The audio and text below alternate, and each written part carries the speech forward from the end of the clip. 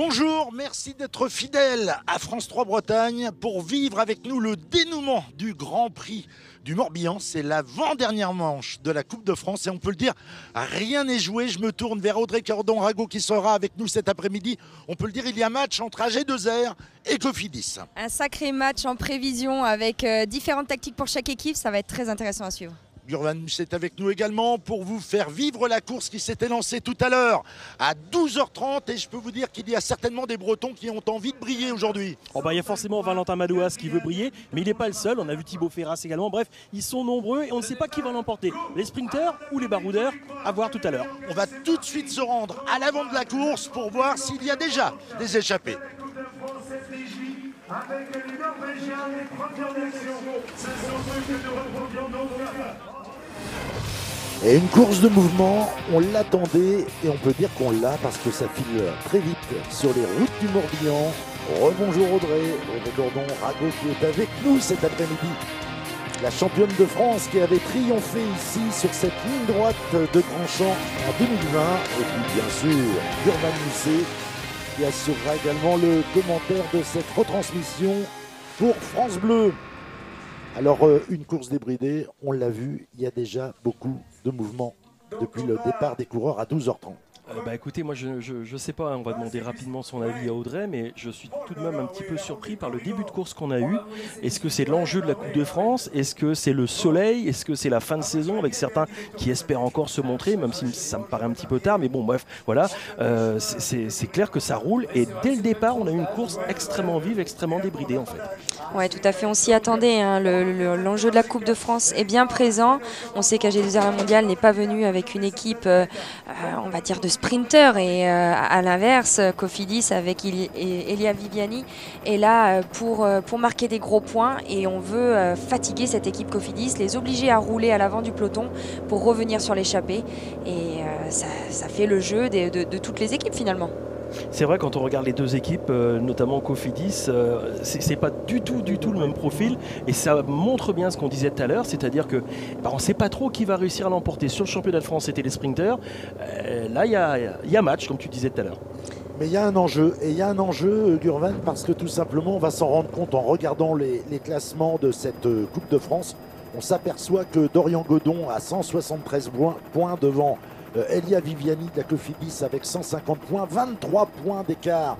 Quand on sait que le vainqueur du jour peut empocher 50 points, eh bien les cartes ce soir peuvent être rebattues.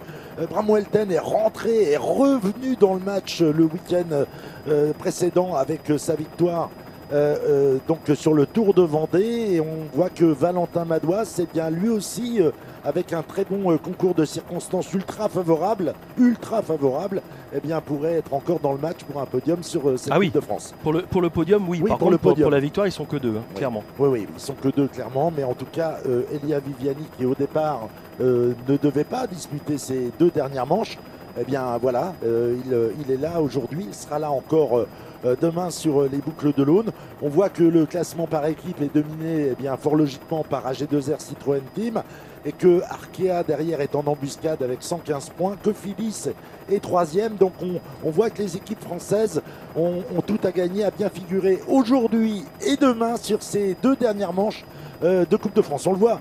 Eh bien, le Morbihan a commandé le soleil, ils ont bien fait. Et puis, on peut le dire, on a aujourd'hui, pour tous les champions qui ont pris le départ tout à l'heure à 12h30, des conditions de course idéales. Il ne fait pas trop chaud, la route est sèche et il fait bon. Oui, on est en octobre, on a une perturbation qui nous arrive sur le coin de la figure là dans peu de temps, en milieu de semaine prochaine, mais là pour l'instant, écoutez, c'est l'été qui continue et ce que je vous propose c'est sent l'optimisme du Finistère. c'est ça. Oui, c'est l'été, c'est carrément l'été pour un Finistérien. Oui, alors tout ça pour vous dire qu'en tête, ils étaient 19 tout à l'heure. J'ai quand même l'impression qu'il y a beaucoup moins de monde dans ce groupe de tête. On peut faire le tour simplement pour vous dire que nous Nous avons... ils sont 19 en tête toujours. Écoutez, voilà. Moi j'avais l'impression qu'il y en avait moins là, mais on va détailler le groupe de tête avec Le Roux et Le Veau de Roubaix. Nous avons Vandenberg et Konovalovas de Groupama FDJ. Qui était déjà très en forme sur le Tour de Vendée. Exactement, qui est très très bien sur cette fin de saison. Il connaît bien la Bretagne, il aime bien la Bretagne, il a souvent couru en Bretagne. Marchand de Tarteletto Isorex, Cherel et Calméjane. Calméjane, on vient de le voir passer un relais il y a quelques instants. Là. Ils sont également devant les coureurs d'AG2R Citroën Team. Nous avons Léo Danès et Jean-Louis Leny. Jean-Louis, vous venez de le voir à l'instant même passer son relais. C'est le récent vainqueur du Tour de Bretagne que vous aviez pu suivre sur France 3 et France Bleu. Vous avez également Morten Hulgaard de Uno Expo Cycling Team. Vuillermoz Total Energy, on vient de le voir à l'instant, il y a quelques instants prendre son relais. Perrichon qui est revenu sur la tête pour l'équipe Cofidis. Vous avez Lopez Cosa Jaimes de Burgos, Kenneth Van Rooij de Sport Vlaanderen Baloise, Paul Ourselin Total Energy, on l'a vu à l'instant aussi, tout comme Laurent Pichon et Mathis Louvel. Pichon, ça ferait un beau vainqueur sur cette manche de la Coupe de France. Il a besoin de cette victoire, il a besoin de cette gagne, on y croit, on aimerait bien que ce soit lui qui gagne. On est extrêmement chauvin, mon cher Jean-Marc. Je peux vous dire qu'en plus, Laurent Pichon, il était tout à son affaire sur les routes de Vendée. Il a fait un travail mais absolument considérable et absolument exceptionnel qui a tout simplement provoqué la victoire de son compagnon. Comment il s'appelait? Bram Welten, voilà, ça me revient. Bram Welten qui s'est imposé sur le Tour de Vendée. Je peux dire qu'il a un grand merci à donner à Laurent Pichon qui avant avait fait un travail exceptionnel au sein d'une échappée au long cours. Et Laurent Pichon, il serait bien inspiré effectivement aujourd'hui de montrer tout le savoir qu'il a en matière de vélo. Il a gagné la Coupe de France, il faut le rappeler, Laurent Pichon. C'est quelqu'un qui avait quand même remporté le classement général de la Coupe de France. Autant dire qu'il est à son affaire. En tout cas, on le voit, il y a des conditions de course qui sont optimales. On est à 62 km de l'arrivée. Et parmi tous les coureurs qu'on a cités, Audrey, on va peut-être vous demander votre expertise parce qu'on s'en aperçoit. Il y a quand même des gens qui appartiennent à la sélection France qui savent montrer le maillot. Jean-Louis Leny, voilà, c'est pas une surprise. Léo Danès, c'est pas une surprise de voir des garçons de cette qualité être à l'avant aujourd'hui. Non, tout à fait. Ça a été deux des amateurs les plus en vue de cette saison 2021 en Bretagne et hors Bretagne aussi, puisqu'ils se sont tous les deux imposés à multiples reprises. Et c'est vrai que Jean-Louis, il est quand même originaire de Beau. On n'est pas très très loin. Donc il est aussi sur ses terres. Il connaît très bien toutes ses routes. Et c'est un des objectifs pour lui aujourd'hui de se montrer à l'avant, mais pas que. Je pense qu'il a vraiment envie d'aller chercher un joli accessite aujourd'hui. Alors sur les images aériennes qu'on a découvertes tout à l'heure, on a vu qu'il y avait aussi une équipe BNB Hotel qui était avec un maillot pas tout à fait ordinaire. Moi j'ai remarqué, pour les deux dernières manches de la Coupe de France en Bretagne, ils ont eu la bonne idée de se refaire un petit maillot un petit peu plus glazadou, comme on dit ici. En tout cas, vous allez l'entendre.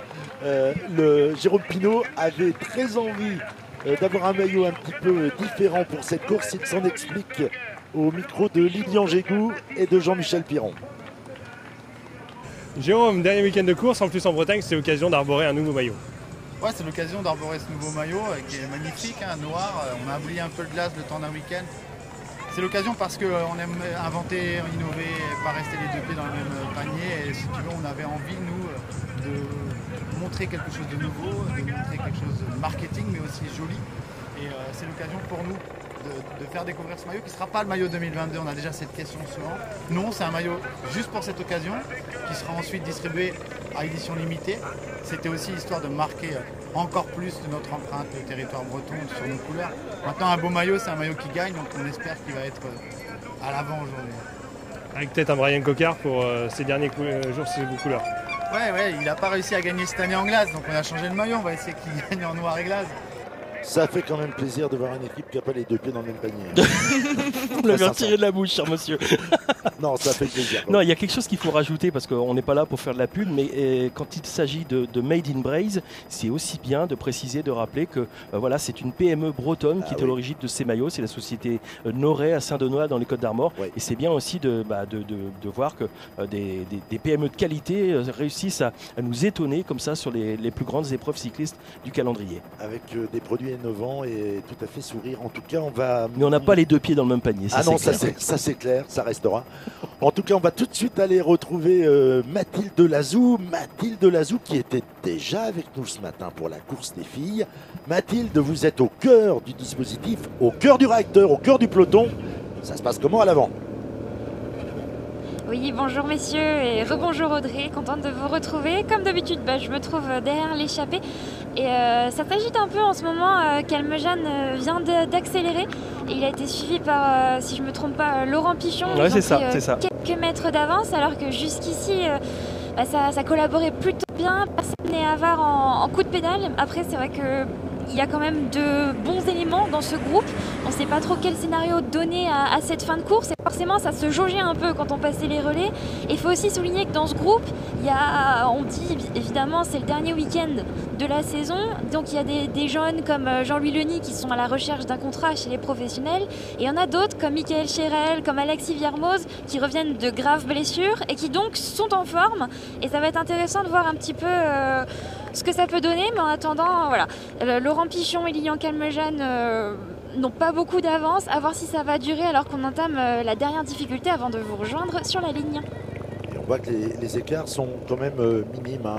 30 secondes, c'est pas beaucoup. On voit que voilà, ça roule très vite. On sait que tout à l'heure, sur vraiment les premières heures de course, on était à une moyenne de 47 km/h, s'il vous plaît.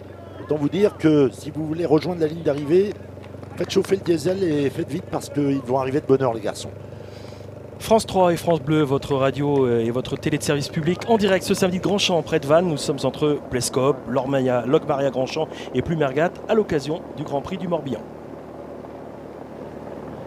Et alors naturellement on voyait qu'en tête de course, on s'affairait énormément du côté d'AG2R pour animer justement cette épreuve. Et on va écouter, si vous le voulez bien, Dorian Godon.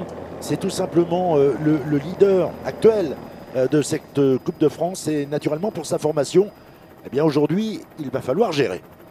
Alors, la stratégie va être simple, c'est de ne pas arriver au sprint, d'un petit groupe d'échappés devant avec des mecs forts de l'équipe, pourquoi pas, et voilà, dynamiter la course, faire la course d'entrée et durcir la course pour que ça passe mal toute la journée.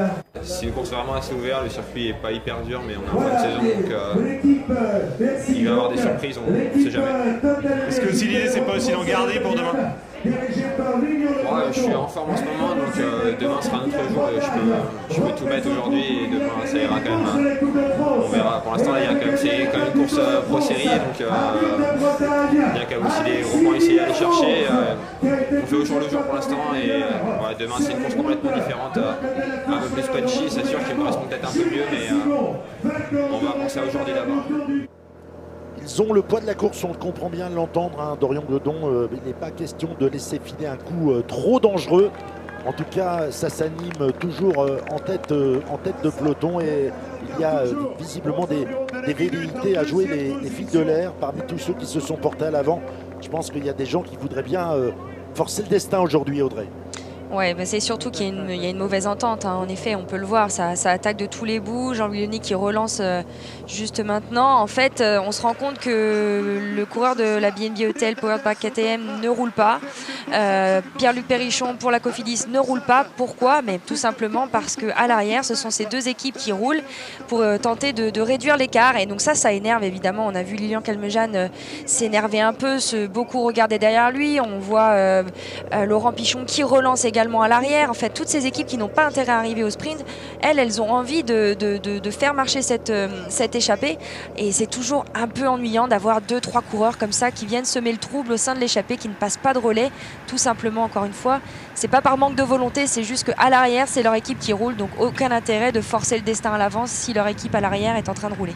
On voit plein cadre Brian Coquard, le sprinter de cette équipe BNB Hotel. C'était pas passé loin pour lui sur le championnat de France.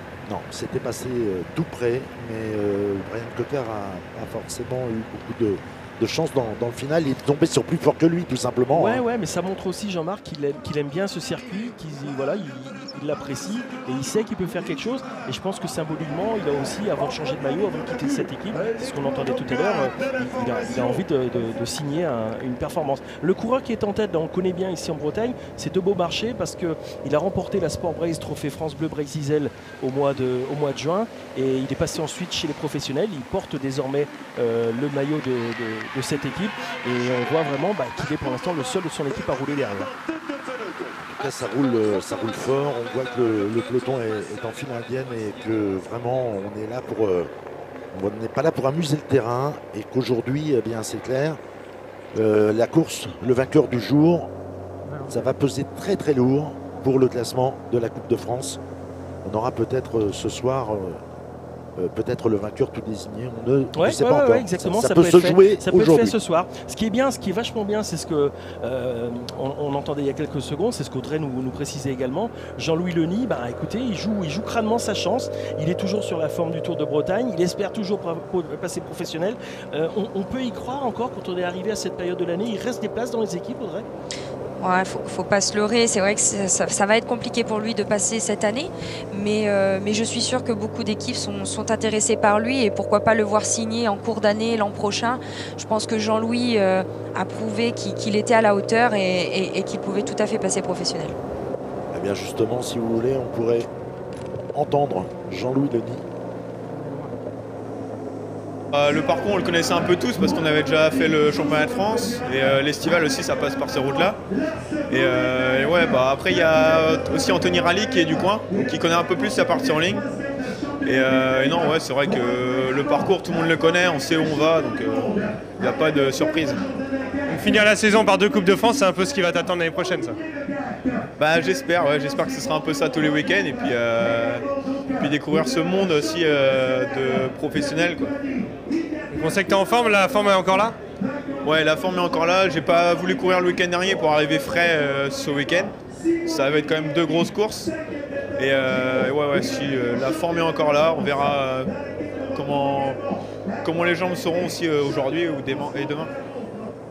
Jean-Louis Leny sur l'antenne de France 3 Bretagne et sur l'antenne de France Bleu Brace-Zizel. On est rentré, on a quitté la musique pour revenir sur ce direct du Grand Prix du Morbihan avec Jean-Louis Leny. Jean-Marc, le récent du vainqueur du Tour de Bretagne, il nous avait impressionné là. Ah oui, il nous a véritablement impressionné, Jean-Louis Leny, et en plus, il le dit dans son interview au micro de Lilian Jégou, c'est clair qu'il s'est économisé, il n'a pas couru le week-end dernier, il a vraiment biffé ce Grand Prix du Morbihan. Il a envie d'y briller tout simplement et de confirmer la forme qu'est la sienne, parce que quand on est dans les rangs des amateurs et qu'on arrive à tenir la dragée haute face à des équipes professionnelles comme sur le Tour de Bretagne, ça veut dire quelque chose et ça doit séduire, je pense, une équipe pour éventuellement lui faire passer la marche supérieure. 3 coureurs en tête actuellement. Nous avons Lars Vandenberg, Jean-Louis Leny dont on parlait, et Jérémy Levaux. La famille Levaux, c'est une grande famille du vélo français. On les connaît bien. Et écoutez, il y a un petit trou sur cette partie assez technique, assez sinueuse, qui peut avantager un trio de tête. Daniel Levaux, tout le monde se souvient, c'est le recordman tout simplement mondial des victoires. Mais il court toujours. Mais il court toujours. Il est en vétéran combien? On lui fera pas de mal. Vétéran 22. Daniel Levaux, c'est un sacré client sur les critériums. On est à 39 km de l'arrivée. Il y a une petite minute 38 d'avance. Mais je serais d'avis de penser que, voilà, derrière, ça pourrait encore revenir. Il va se passer des choses quand on voit le rythme de cette course. Et surtout les clients qui sont là pour faire le spectacle. Audrey, qu'est-ce qu'on peut dire de ce circuit? On a du mal à le qualifier en fait. On ne sait pas. Est-ce que c'est un circuit dur? Est-ce qu'il est usant? Comment vous le vivez, ce circuit? C'est ce qu'on disait ce matin sur la course des femmes. C'est un circuit qui, sur le papier, n'est pas très difficile. On n'a pas de longues bosses. On n'a pas de col ou quoi que ce soit, c'est vrai, mais c'est mal plat. On est tout le temps en prise. Il y a vraiment aucun moment où on peut se relâcher, où on peut souffler. On est tout le temps en prise. C'est des petites routes, donc le placement est également très important. Donc voilà, c'est vraiment un circuit très usant. Et moi, plutôt que de dire que c'est un circuit de sprinters, je dirais que c'est un circuit de costaud. Parce que le championnat de France, certes, c'était des sprinters à l'arrivée, mais c'était surtout les plus costauds de la course. Hein. Quand on arrive à 3 au sprint, certes, et qu'on a l'habitude de gagner des sprints massifs, on pourrait qualifier cette course de sprinter. Mais pour moi, sur ces championnats de France, c'était des costauds qui étaient devant. Et aujourd'hui encore, on va retrouver les costauds. Ouais, c'est un parcours usant, vous l'avez dit et répété ce matin. Très usant. Vous êtes bien placé pour le savoir. C'est vraiment un parcours où on est tout le temps en prise et c'est pas vraiment simple. On va aller tout de suite retrouver Mathilde Lazou qui est, je crois, pas loin du groupe de contre. Oui, exactement. Et vous avez bien fait de parler du circuit parce que, en plus d'être usant, là on est sur la partie où vraiment c'est très dur d'avoir une visibilité. Et là, pour le groupe de contre, en fait, on ne voit plus du tout les 3 hommes de tête et ça change beaucoup. On sent du coup que ça devient beaucoup plus tendu. Ça collaborait pas beaucoup. C'est vraiment Périchon de Cofidis et Schonenberg de Vital Concept qui sont toujours en train de faire passer les relais. Et donc c'est compliqué. Calmejane a tenté d'en mettre une mais ça passait pas. Les 2 coureurs d'Arkea sont allés à la voiture d'Arnaud Girard pour se ravitailler mais aussi prendre quelques infos. Et pour l'instant c'est un peu statu quo. On ne sait pas si on doit tout mettre, on ne sait pas non plus si on doit les reprendre tout de suite. C'est un peu le cafouillage mais petit à petit ils vont réussir à s'organiser. Il faut rappeler qu'ils sont quand même 16 dans ce groupe. Il y a toujours 25 secondes d'avance pour ce trio de tête. Nous sommes à 3 quarts d'heure de l'arrivée. Ouais, si, 3 quarts d'heure de l'arrivée. Ils ont l'air de bien s'entendre. Ah ouais, ça s'entend bien, ça roule bien. Écoutez, moi je serais pas étonné que ce trio il réussisse à aller assez loin. Le peloton est repoussé désormais à 1,43. Ouais, ça commence à se sentir plutôt bon pour cette échappée. Nous, ce qu'on a craint tout à l'heure avec Audrey, c'est quand le groupe de tête, qui était assez nombreux, s'est regroupé avec le contre. Là, on s'est dit, oh là, faut pas que ça ferme derrière. Finalement, il y a des équipes qui n'étaient pas représentées à l'avant. Oui, tout à fait. Et puis, on le répète, hein, derrière, c'est vraiment les 3 équipes de sprinters qui roulent. Donc, même en ayant un gars devant, en fait, on fait confiance aux sprinters de l'équipe. On veut vraiment jouer leur carte. Je pense à l'équipe Saint-Michel-Aubert 93, en la personne de Jason Tesson, hein, qui s'était imposé, lui, sur les championnats de France également à Grandchamp en espoir. Et puis, chez BNB Hotel, on a évidemment Brian Cocarne, on l'a dit tout à l'heure. Et puis, le grandissime favori, Elia Viviani, pour la Cofidis. Donc finalement, même s'ils ont un mec devant, ça roule quand même derrière. On ne fait pas forcément confiance. Ce n'est pas les cartes qu'on voulait jouer aujourd'hui qui sont à l'avant. Et ça joue les troubles faits. Le pourquoi ça s'est réattaqué sur la tête de course. Voilà, on va aller voir tout de suite, regardez, les poursuivants qui sont juste derrière ces 3 hommes. Oh, ça s'entend. Ah oui, là, c'est en train de faire rideau, comme on dit. Hein, parce que ça tiens, regardez, 39 secondes. Voilà, 39 secondes. Et on voit bien que là, c'est pas l'entente cordiale. Et on va découvrir des images du peloton, voilà, qui mène la chasse pour revenir sur déjà ce groupe intercalé. Oh bah, rien qu'à voir le braquet et l'allure, on sait qui est en tête là. Julien Maurice, le tracteur. Voilà, c'est ça, c'est clair. On est sur la plaque, comme on dit, et ça emmène très gros. Ah ouais, et on voit qu'effectivement, les sociétaires de l'équipe de France sont un petit peu plus loin. Si je peux me permettre de dire un mot sur cette équipe de France, parce que c'est vrai qu'on va parler de coureurs dont on ne parle pas souvent. Donc Jean-Louis Leny, écoutez, on a eu l'occasion d'en parler à différentes reprises. Il y a également Théo Cotard, qui est lui dans le club de Logminé, très en vue sur le Tour de Bretagne.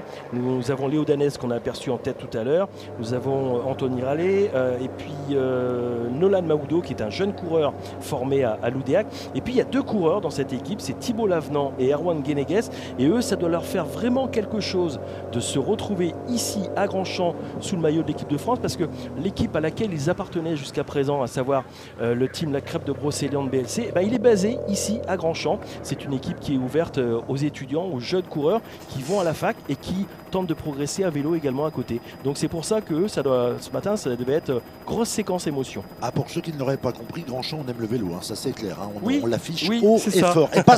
Et pas seulement que le vélo, on aime beaucoup le sport. L'escalade également, et puis le cyclocross, parce qu'il y a eu un cyclocross il n'y a pas très longtemps. Ouais, c'est une ville qui aime le vélo, c'est clair. C'est clair et net. Veut se donner les moyens d'accueillir, bien comme elle l'a déjà fait par le passé, de très grosses épreuves. On se souvient qu'il y a eu une étape du Tour de l'Avenir ici. On se souvient naturellement de l'organisation sans faille des championnats de France.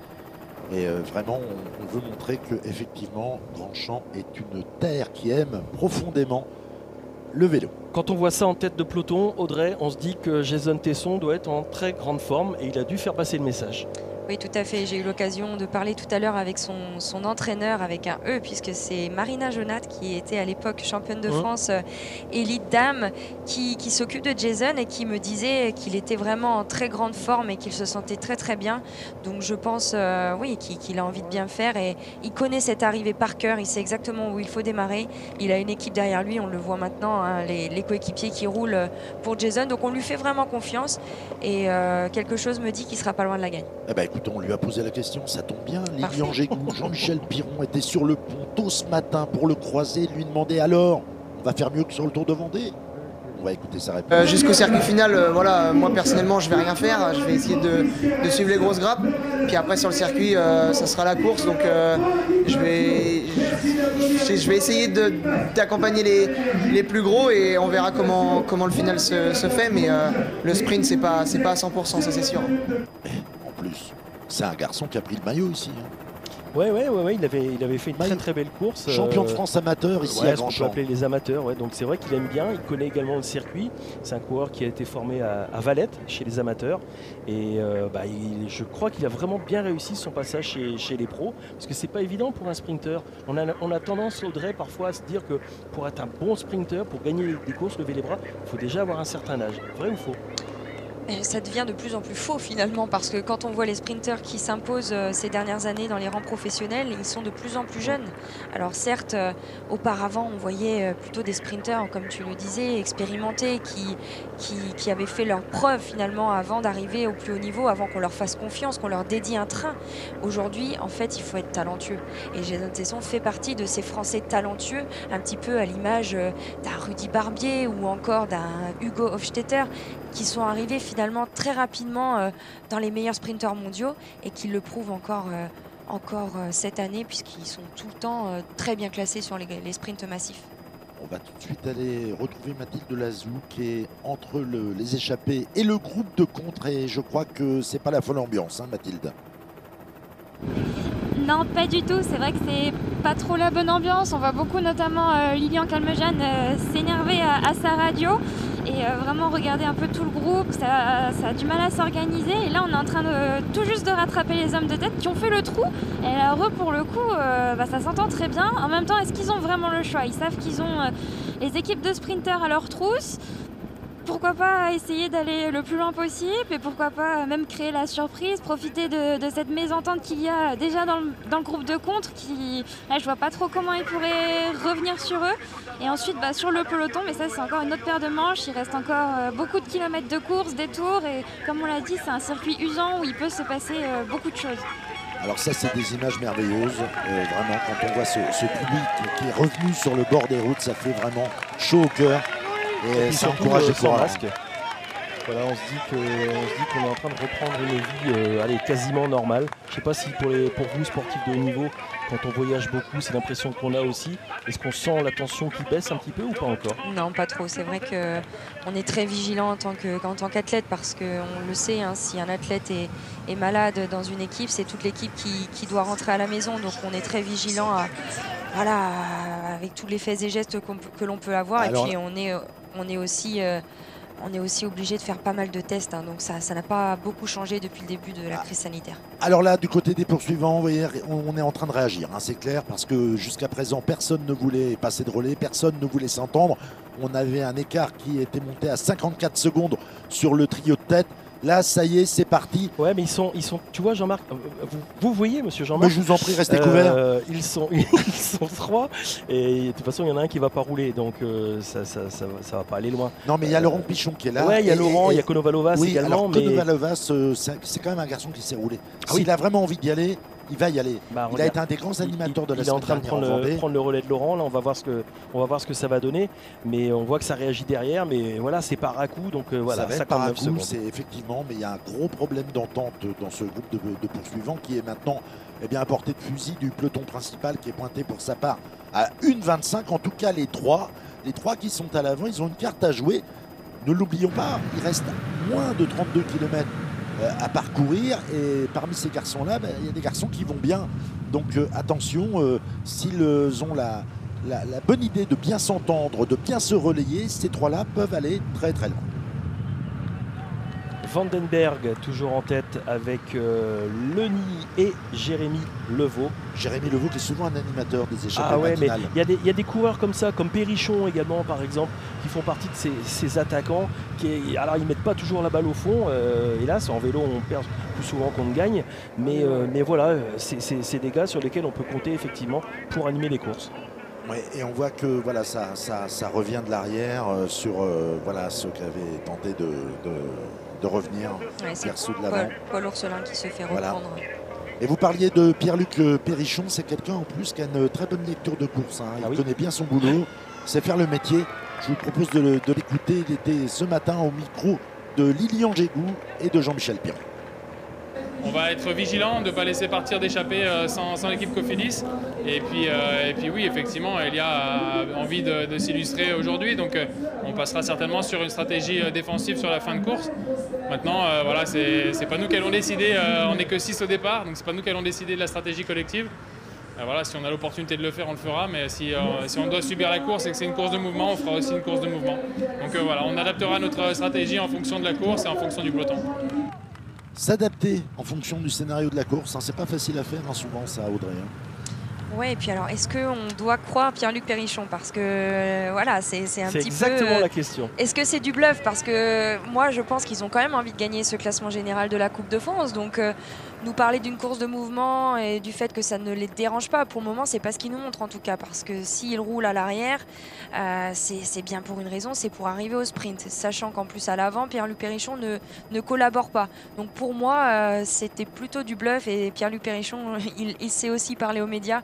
Et il sait très bien que voilà, il a plutôt intérêt à semer le trouble, à semer le doute au sein des équipes plutôt que de donner clairement la tactique de l'équipe.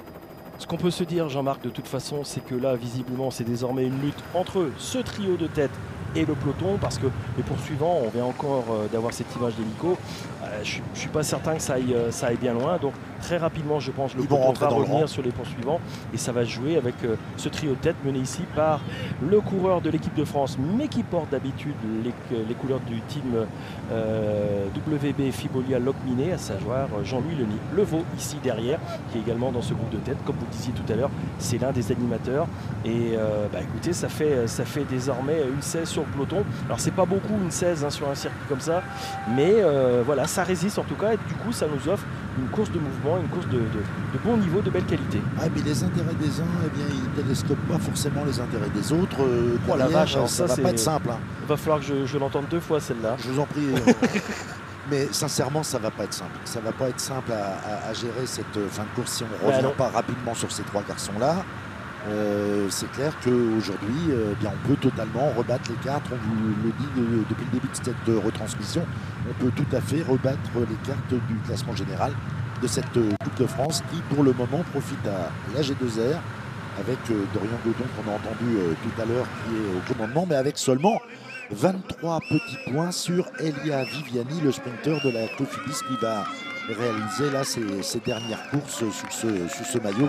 Voilà, on est en train de passer sur le circuit final parce que au passage des coureurs, il reste 2 tours. Il restera 2 tours. Ouais, il reste 2 tours. Il restera 2 tours pour ces garçons, naturellement. Le profil, surtout en fin de circuit, profite naturellement au peloton qui peut rapidement avoir les coureurs en point de mire, mais voilà, on peut aller au bout sur un circuit comme celui-là. Moi, j'en suis absolument persuadé. Cette ligne d'arrivée, Audrey, elle paraît interminable. Et puis on a l'impression que oui, ça monte au début après le rond-point, mais ça se termine pas en fait, quoi. C'est très très long. Ouais, c'est une arrivée très difficile en fait, hein, tout le temps en prise. C'est une arrivée pour sprinter puncher, je dirais presque, parce que on démarre depuis le rond-point en bas et là, ça paraît vraiment interminable. Et c'est vrai que c'est souvent, c'est très important finalement pour le sprinter qui veut s'imposer d'avoir un train qui puisse l'amener le plus loin possible pour qu'il ait le moins d'efforts à faire. Et on l'a vu ce matin chez les femmes, c'est l'équipe de sprinteuses la mieux organisée qui finalement a réussi à gagner. Une petite pause, ça sera la pause unique avant l'arrivée désormais. Retour sur le Grand Prix du Morbihan, nous sommes à Grandchamp et voilà, on a 3 hommes à l'avant. On a des gens qui sont intercalés, qui ont tenté de faire la jonction tout à l'heure. Mais voilà, le peloton est en train de revenir Ouais, sur ça leur revient. basque. Ça revient. Alors, En tout cas, en tête de course, on va vous détailler un petit peu cette échappée qui s'est constituée il y a une quinzaine de kilomètres. Alors devant, nous avons... Alors déjà les écarts, Jean-Marc, nous Ouais. avons 40 secondes actuellement entre ce groupe, le trio de tête qui est composé de... alors attendez, je remonte un petit peu. Il me De manque un sur les trois. Mais De comment ça Monsieur se fait? Levaux. Il y avait Monsieur Levaux. Il y avait Monsieur Levaux, il y avait Monsieur Leny et il m'en manque un. Vandenberg, Ouais, le c'est ça. Donc, néerlandais eux, ils ont- de l'équipe Groupama. Groupama FDJ. FDJ. Eux, ils ont carrément 40 secondes, donc ça baisse pas trop par rapport au contre, mais par contre, par rapport au peloton, là, ça rentre vitesse grand V, puisqu'il n'y a plus désormais que 41-42 secondes, 41-42 secondes, donc c'est vrai que là, ouais, ça commence à chauffer. Oui, voilà. Puis les hommes qui étaient intercalés tout à l'heure sont en train de se faire reprendre. Vous allez peut-être nous le confirmer, Mathilde. Vous êtes sur la moto. Je crois que le contre qui était intercalé est en train de se faire reprendre par le peloton.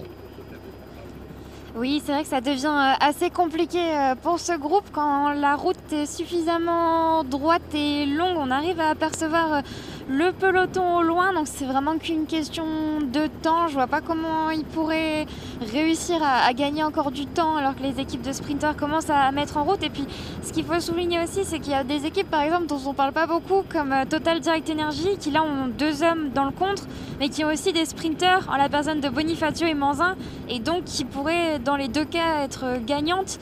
Donc c'est peut-être aussi ce genre de stratégie où on ne sait pas vraiment pour quelle carte opter, qui ont coûté la perte de ce contre. Mais oui, ça n'accélère pas, ça collabore un peu mieux que tout à l'heure, mais c'est quand même pas une franche réussite. Alors que oui, je vois le peloton, il y a quoi, il y a 100 mètres qui les séparent. Vous avez le sentiment que le tempo reste soutenu, Mathilde? C'est un circuit où c'est très difficile de débrancher, de ralentir, et c'est vrai que là je suis au compteur de ma moto, ouais, on est à 45 à l'heure, là en plus c'est une portion assez descendante, c'est très dur de ralentir. Et pendant que vous nous parlez, Mathilde, eh bien, on a un plan large qui nous confirme ce que vous nous racontez. On a tout simplement le peloton qui revient sur ces hommes intercalés qui ont brillé par leur mauvaise entente parce qu'ils auraient pu aller beaucoup plus loin, mais effectivement on n'acceptait pas de passer des relais. Et donc à la faveur de 3 hommes qu'on puisse en extirper, aujourd'hui ces garçons vont rentrer dans le rang avec le gros du peloton qui est juste derrière eux et qui va les avaler dans moins de 10 secondes désormais. Donc les cartes restent les mêmes, on a toujours 3 hommes à l'avant, mais l'écart a considérablement fondu, 48 secondes désormais. Simplement on a bien compris que derrière, eh bien, ça y est, on mettait en route. Oui, moi je pense que là, à 22 km de l'arrivée, on peut se lancer dans le jeu des paris. Audrey, je ne sais pas ce que vous en pensez, mais là, ça sent un petit peu le sprint malgré tout. Ouais, mais pour moi, il y a trop d'équipes qui n'ont pas intérêt d'arriver au sprint. Et à 22 km de l'arrivée, il reste encore suffisamment de marge pour faire la course. Et je pense que ces équipes qui n'ont pas intérêt d'arriver au sprint vont batailler. Elles vont batailler. En fait, on s'en fiche un peu des 3 devant là dans le peloton. Ouais, mais c'est exactement ça, on a envie de ressortir, peu importe qui est à l'avant. On n'a pas envie d'arriver au sprint.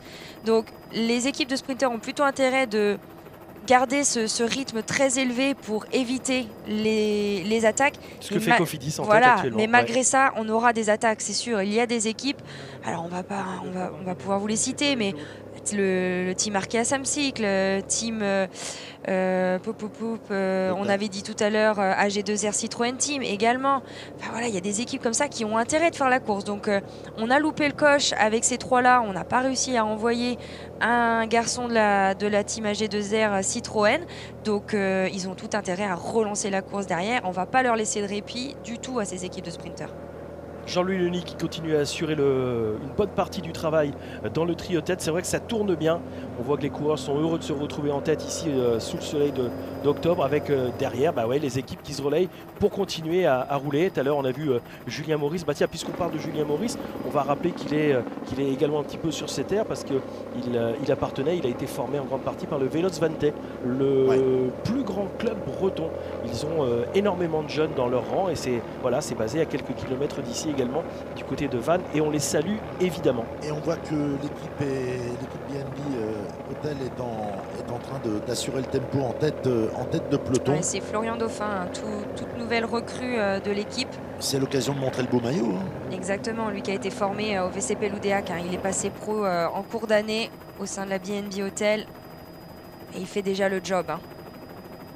Et on voit que derrière, Groupama FDJ est en embuscade aussi pour. On a vu Olivier Legac, ouais, on l'a aperçu. Et même la Groupama, en cas de regroupement, ils ont tout intérêt également à relancer la course et à tenter quelque chose. Pourquoi pas avec un Madouas qui, on le disait tout à l'heure, a envie de monter sur ce podium de la Coupe de France. Et puis Valentin Madouas est très en forme en ce moment. On l'a vu sur les derniers championnats du monde. Et on l'a vu également sur Paris Tour. Il a le feu dans les jambes en ce moment. Donc lui, ça ne va pas le déranger de tenter. Ouais, et puis c'est un final comme ça, usant, long, qui peut lui convenir également. Ouais, un final de puncher, de guerrier, lui qui en remet toujours un petit peu. On le croit éteint et il se rallume. C'est quelqu'un vraiment de très costaud et vraiment en ce moment, je le répète, il est du feu de Dieu. Hein. Il a fait un travail énorme pour Julien Alaphilippe sur le mondial. Il était impressionnant. On va l'écouter si vous voulez. Lilian Jégou, Jean-Michel Piron sont allés le voir ce matin. C'est un peu la partie de poker menteur. Vous allez l'écouter. Ouais, c'est clair, on n'a pas forcément de coureurs vraiment pour le sprint, donc on va essayer d'attaquer. On donnera le maximum pour y arriver. Et voilà, pour nous, il nous faut une course de mouvement. On va essayer de déstabiliser justement ces équipes de sprinteurs et on verra bien comment ça va donner. Toi, personnellement, est-ce que tu vas attendre le mouvement en début de course ou plutôt en fin de course pour justement être dans l'emballage final? Bon, on verra, j'ai pas fait une semaine top niveau entraînement avec voilà, plein de choses que je devais faire, aller à Paris et bouger un petit peu. Donc voilà, je n'ai pas fait ma semaine optimum. Donc on va essayer de bien se débloquer et être présent en fin de course. Mais voilà, tout peut jouer. Nous, l'équipe, on va être attaquant du début jusqu'à la fin et on donnera le maximum pour aller remporter l'épreuve. Moi, j'adore Valentin quand il parle comme ça, un peu caché. Je suis pas très bien, on sait pas trop. Ce qui me fait rire, c'est qu'il a un regard caméra profond, du style je ne veux pas regarder Lilian Jégou parce que je sais que lui comprend. Nous aussi. Mais en tout cas, il était tout sourire sur la ligne de départ ce matin, complètement frais et dispo comme d'habitude. Lui aussi, il vient du Vélos 21. Il est du moule ici dans le coin, donc il est sur ses terres. T'as raison. C'est un garçon qui termine brillamment sa saison, on peut le dire. Hein, il a fait vraiment des étincelles. C'est Audrey, hein, le championnat du monde. Là, c'était épatant. On le sent décomplexé en cette fin de saison. Oui. Et c'est vrai que c'est ce qu'on attend de lui parce qu'il a toujours couru comme ça, même dans les catégories jeunes. Et c'est vrai que voilà, le début de saison, il avait, je pense, beaucoup de pression. On attendait beaucoup de lui et puis ça n'a pas forcément fonctionné. Et là, au centre de l'image, on le voit là avec son dossard 26. Valentin Madouas. Hein, puis les jambes tournent. Hein. Voilà, puis ça tourne. Hein. Il n'est pas loin de la tête de peloton, donc ça veut dire quelque chose, quoi. En général. L'écart se réduit, hein, donc ce sera sûrement le prochain sur la liste pour attaquer. Il reste 18,7 km. Il ne va pas falloir traîner et je suis sûre qu'on va avoir la dynamite Valentin Madouas se mettre en route d'ici peu. Il était aux côtés d'Olivier Legac avec le dossard 25 et ça veut dire beaucoup de choses. Quand les deux Bretons s'entendent à merveille, on peut faire de belles choses sur un circuit notamment comme celui de Grandchamp. En tout cas, pour les trois garçons qui sont toujours à l'avant, eh bien, il y a toujours un petit tapis de 26 secondes. En tout cas, Jean-Louis Denis aura fait honneur à sa sélection France aujourd'hui. Il est très applaudi. On a vu les fumigènes sur le bord de la route et des allées Jean-Louis. Les copains sont sur le bord de la route. Ah oui, là vous aviez des amis il y a un an, hein, je m'en rappelle. Ouais, aussi. Mais c'est les mêmes. Hein. Je peux vous garantir, je le sais de source sûre, c'est exactement la même équipe qui est sur le côté avec les fumigènes. Et je le sais parce que mon frère fait partie du lot. Et Jean-Louis a vraiment une bonne bande de copains aujourd'hui. Et c'est pour ça qu'il avait aussi à cœur d'être à l'avant. C'est un coin sympa. On a vu également les maillots de club. Il y avait le maillot de Pluvigné là au bord de la route. Ouais, Denbon également. La grande fête du vélo. Ouais, c'est sport populaire. Juste avant le rush et le final, alors que c'est un peu dur là pour le coureur de Jean-Louis Denis qui est vraiment... Vandenberg qui vient de laisser 5 mètres. Juste avant le rush et le grand final, on vous rappelle les grands moments de ce week-end vélo breton. Ce samedi, le Grand Prix du Morbihan, vous le vivez en direct avec nous. On ne va pas oublier non plus que le Finistère accueillera demain les boucles de l'Olne à Châteaulin. Et un mot également sur le cyclisme amateur avec la finale de la Coupe de Bretagne qui se déroule demain à Belle-Île. Et on voit que derrière ça réagit fort. Hein. On est là pour revenir. 18 secondes d'écart. L'équipe norvégienne Uno X Pro Cycling Team qui fait le forcing derrière. Il lâche là. Et ça a été un peu trop dur. Comme on dit, la bosse lui a fait mal. Il reste Le Vaux et Leny en tête de cette course avec 17 petites secondes d'avance. Ils ne veulent pas lâcher, ils ne veulent pas se relever. Et on va aller tout de suite retrouver Mathilde Delazou au plus près de la course. Oui, je me trouve entre le peloton et les échappées. Une mauvaise nouvelle pour les hommes de tête, c'est que la dernière voiture qui était derrière eux, à savoir la voiture de l'équipe Groupama FDJ, s'est mise sur le bas-côté de la route. Et ça, c'est très mauvais signe. Ça veut dire qu'il n'y a plus assez d'écart entre les deux groupes pour qu'il y ait une voiture intercalée. Il n'y a plus que les motos. Et là, je pense que le peloton devrait pouvoir voir la fin de la file des motos. Ce qui du coup va les motiver à accélérer. Il est possible qu'il y ait un regroupement général dans quelques kilomètres, mais ça semble compliqué pour le trio de tête. Oui. D'accord Mathilde, on l'a bien compris. Les hommes de l'arrière sont en train de revenir très très fort. On a vu que Lars van den Berg était parvenu à revenir. Ouais, on va pouvoir s'arrêter en tête de la course. Ouais, on va pouvoir s'arrêter à la ligne. Hein. Parfait, et on voit que c'est très dur malgré tout pour ces trois. Donc ces trois garçons. Il se touchait la cuisse, hein. Je pense qu'il est un peu pris de crampes sur cette fin de course. On a vu Olivier Legac, vous voyez, Lars van den Berg, c'est grimace un peu. Je crois qu'il a effectivement un petit peu mal aux cuisses, peut-être une contracture, une crampe. Ouais, c'est les crampes. Hein.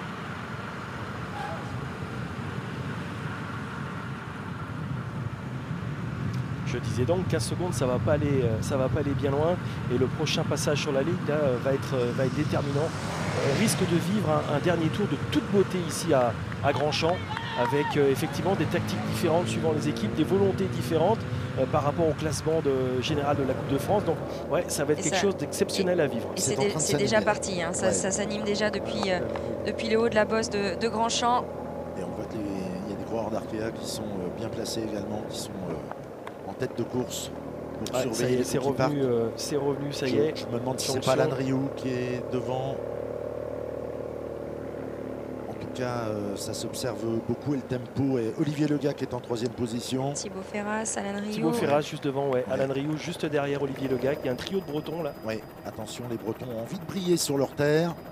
En tout cas, ça va revenir. Ah ouais, ça va revenir. 12 secondes, ils les ont dans le viseur. Et puis là, on attaque là. Et là, ça attaque dur. L'équipe Uno X, hein, dont on n'a pas parlé, mais c'est une équipe qui, depuis le début de la saison, fait forte impression. Hein. Une équipe assez récente, norvégienne, avec pas mal de sprinteurs, mais qui les ont pas emmenés forcément sur ce Grand Prix du Morbihan. Et on le voit, ils ont aussi envie de dynamiter la course. Ils n'ont pas envie d'arriver au sprint. Voilà, on va revenir. Voilà, on voit la jonction. Elle se fait actuellement. Les trois garçons n'auront pas démérité, mais c'était trop dur aujourd'hui d'aller au bout face à des gens qui ont beaucoup d'intérêt, bien sûr, parce que c'est une Coupe de France, parce qu'il y a des classements individuels, parce qu'il y a un classement par équipe, il y a de l'enjeu tout simplement aujourd'hui et encore demain. Mais il ne faut pas rater la moindre marche. Et donc aujourd'hui, AG2R a envie de briller. Cofidis ne veut pas laisser filer la partie. Il y a beaucoup de gens, Groupama ne veut pas faire de la figuration. Ça repart avec les équipes bretonnes vont être dans le coup, bien entendu. Et ce coureur, c'est vrai qu'il est impressionnant.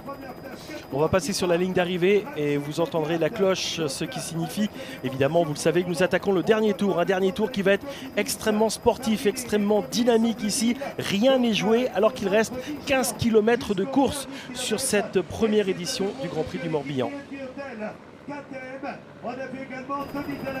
on voit que l'équipe BNB Hotel est au commandement. Peloton groupé donc sur ce Grand Prix du Morbihan. L'échappée a été reprise, je vous le rappelle. Il reste désormais moins de 15 km. Vous n'avez rien raté. Le dernier tour, Jean-Marc Seigné et Audrey Cordon. Le dernier tour s'annonce vraiment palpitant. Ah, ça va être difficile, Audrey. C'est vrai que là, pour les équipes qui ont justement tout à gagner, il va falloir absolument faire quelque chose dans ce dernier tour. La tactique est simple, hein, Jean-Marc. On l'a vu avec l'équipe BNB Hotel qui se met tout simplement à l'avant et qui va imprimer un rythme suffisamment élevé pour dissuader tout autre coureur d'attaquer. Et je peux vous garantir qu'ils doivent rouler très très vite parce que ils n'ont pas le choix tout simplement. S'ils ne veulent pas devoir sauter sur toutes les attaques qu'ils puissent avoir, ils doivent imprimer ce rythme. C'est clairement un chrono par équipe, avec ici Jonathan Hiver aux commandes, avec dans la roue Quentin Jauregui qui lui aussi revient d'une grosse blessure. Hein. Il est vraiment, ça doit être le plus frais, je dirais, de ces coureurs de la BNB Hotel. Et on avait dans sa roue, il me semble que c'était Thibaut Ferras encore. Et on voit Dorian Godon également bien placé, pratiquement en tête de ce peloton. Le leader de cette Coupe de France, Dorian avec Godon. Dans la roue Nolan Mahoudo, le petit jeune du VCP il va vite aussi, lui, qui va bien au sprint. Il va très vite au sprint, ouais. C'est très bien de le retrouver là, encore à 13 km 8 de l'arrivée. Nolan.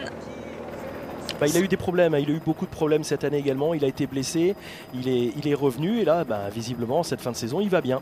Alors c'est un parcours très roulant, assez dur de s'extraire ici. En tout cas, c'est là que ce matin, on a tenté de filer à l'anglaise. Mais au final, bien sûr, tout le monde a été repris. Mais en tout cas, c'est pas facile de partir très loin de l'arrivée sur ce circuit.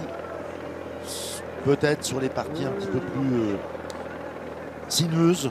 Parce que le problème, on est souvent toujours en point de mire sur ce circuit. L'avantage pour ces équipes de sprinters, c'est que les routes n'étant pas très larges, c'est assez facile, entre guillemets bien sûr, hein, mais de contrôler le peloton. Parce que sur des routes plus larges, on peut un peu sortir de droite et de gauche. Là, ils vont rentrer sur des routes vraiment étroites et on peut contenir le peloton plus facilement. Pourquoi? Parce qu'on a une visibilité sur les côtés qui est réduite et s'il y a quelque chose qui se trame, on le voit tout de suite et on peut tout de suite réagir.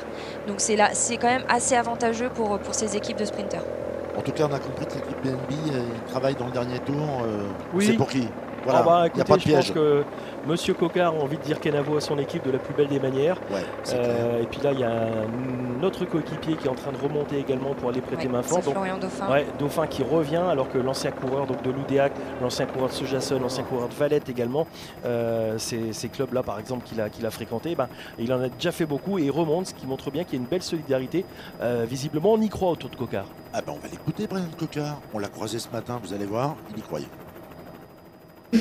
C'est un parcours que j'apprécie, ça a failli me réussir, donc voilà, on est en fin de saison, on est motivé et c'est aussi la fin d'une aventure pour moi, donc j'ai envie de finir en beauté aujourd'hui et demain, on va déjà se concentrer sur aujourd'hui.